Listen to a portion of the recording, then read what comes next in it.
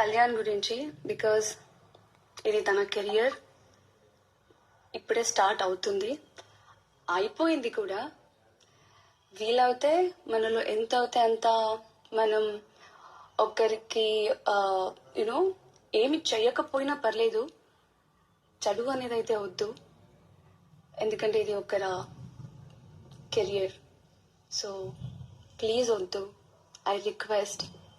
And ఇంకొకటి ఏంటంటే, చాలా మంది అడిగిన క్వశ్చన్ నాకు, 20 lakhs తీసుకోవాల్సింది ఎందుకు వదిలేశారు అనేసి. ఆ 20 lakhs ఎక్కడ చేరుకోవాలో అక్కడే చేరుకుంది. నేనైతే ఆ విషయంలో చాలా హ్యాపీగా ఉన్నాను.